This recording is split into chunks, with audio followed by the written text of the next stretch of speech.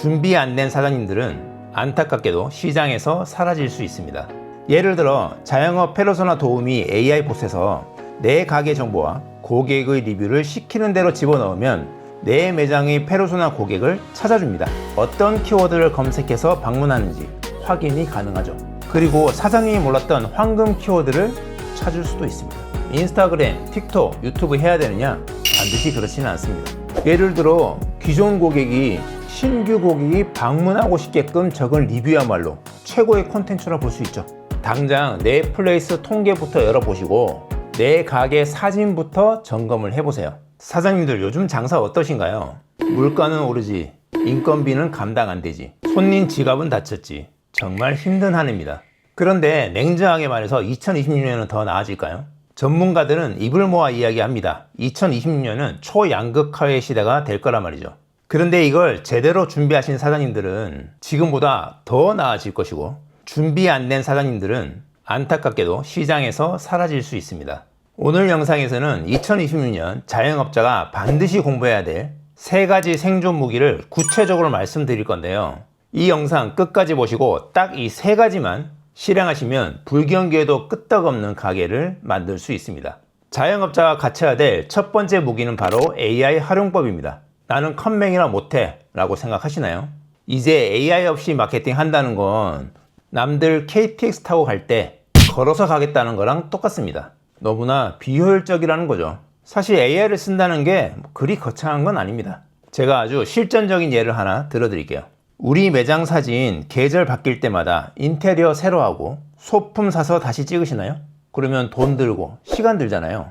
그런데 AI를 쓰면 딱 10초면 해결이 됩니다.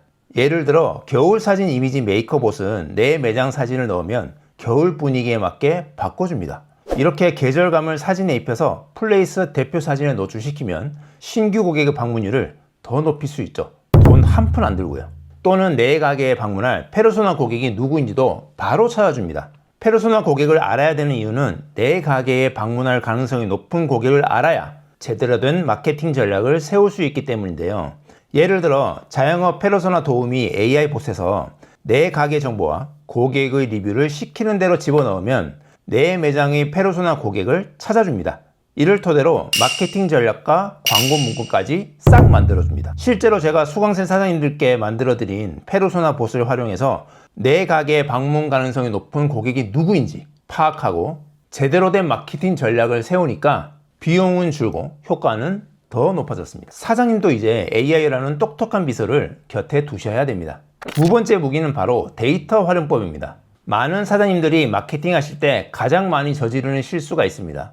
바로 감으로 마케팅 하는 건데요. 하지만 감으로 하는 마케팅은 제대로 된 전략을 세울 수도 없고 발전할 수도 없습니다. 저 같은 경우는 철저하게 데이터로 검증합니다. 가설을 세우고 실행하고 측정합니다. 측정할 수 없다면 관리가 불가능하거든요. 예를 들어 플레이스에는 통계라는 메뉴가 있죠. 통계에는 유입수와 유입 채널, 유입 키워드까지 자세히 나와 있습니다. 이 데이터를 통해 우리 고객이 어떤 키워드를 검색해서 방문하는지 확인이 가능하죠. 그리고 사장님이 몰랐던 황금 키워드를 찾을 수도 있습니다. 참고로 통계는 기본적으로 주간 단위로 세팅이 되어 있거든요.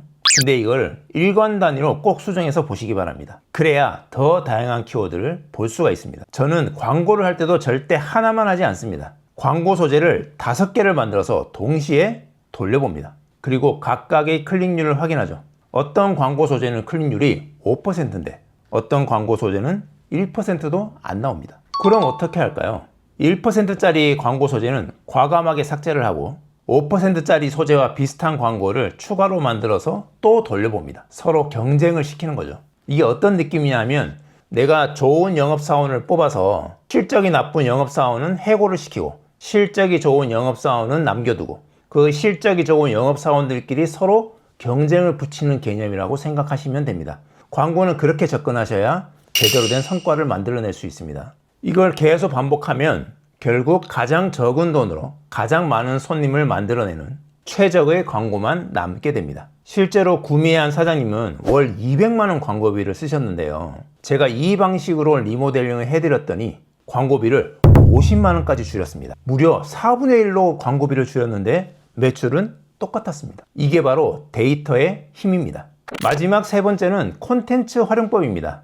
이제 광고만으로 매출을 올리기에는 너무 힘든 시대입니다. 왜냐하면 광고 공간은 한정이 되어 있고 이게 경쟁 시스템이기 때문에 광고비가 점점 올라갈 수밖에 없습니다. 광고비가 점점 올라가게 되면 어떻게 됩니까? 마진율은 떨어지게 되겠죠. 그렇게 하다 보면 어느새 비용이 이익을 앞지르게 된다는 겁니다. 실제로 광고를 통해 손님을 오고 매출은 증가하는데 적자가 되는 상태가 되는 거죠. 그럼 모두가 인스타그램, 틱톡, 유튜브 해야 되느냐? 반드시 그렇지는 않습니다. 꼭 그것만이 컨텐츠는 아닌데요.